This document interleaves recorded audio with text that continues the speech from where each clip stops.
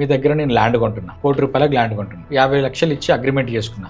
Agreement paper అంటారు కదా, మనము ఒక ప్రామిసరీ నోట్ మీద రాసుకుంటాం. సో మనం లాయర్ దగ్గరికి ఏమి వెళ్ళాము. దీనికి లీగల్ వ్యాలిడిటీ అంటే మోసం చేయాలని అనుకోండి, ఒకవేళ నేను ఒక ఇన్నోసెంట్, ఇప్పుడు నేను కోర్టుకి వెళ్తే చెల్తుందా? అన్రిజిస్టర్డ్ అయితే ప్రాబబిలిటీస్ తక్కువ, క్యాష్లో పే చేసి ఉంటే ప్రాబబిలిటీస్ తక్కువ.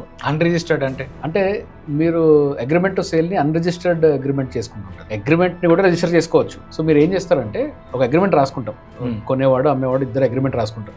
చాలా కామన్గా అందరు చేసే మిస్టేక్ ఏంటంటే రెవెన్యూ ఆఫీస్ బయట ఉంటే డాక్యుమెంట్ రైటర్స్ టైపిస్టులు ఉంటారు. వాళ్ళ దగ్గరికి వెళ్ళి మేము ఇది కొంటున్నాము ఒక ఫార్మాట్ అంటే వీడు ఓన్లీ పేర్లు మార్చి ఇచ్చేస్తాడు. దాంట్లో టర్మ్స్ అండ్ కండిషన్స్ ఏముంటాయి, వీడు కట్టకపోతే ఏముండదు. ఈ ఫార్మాట్లో ఎవరికైతే ఇల్ ఇంటెన్షన్ ఉంటుందో, మోసం చేయాలని ఇంటెన్షన్ ఉంటుందో, వీడు ఎగ్గొట్టిన తర్వాత అవతలాడు కోర్టుకు పోయినప్పుడు తెలుస్తుంది ఈ అగ్రిమెంటే తప్పు, ఈ అగ్రిమెంట్ లీగల్ గా లేదు, దీనిలో పర్ఫెక్ట్ స్టాంప్ డ్యూటీ లేదు, సంతకాలు విట్నెస్లు కరెక్ట్ గా పెట్టుకోలేదు అని చెప్పే విషయం ఎప్పుడు కోర్టుకు పోయిన తర్వాత తెలుస్తుంది.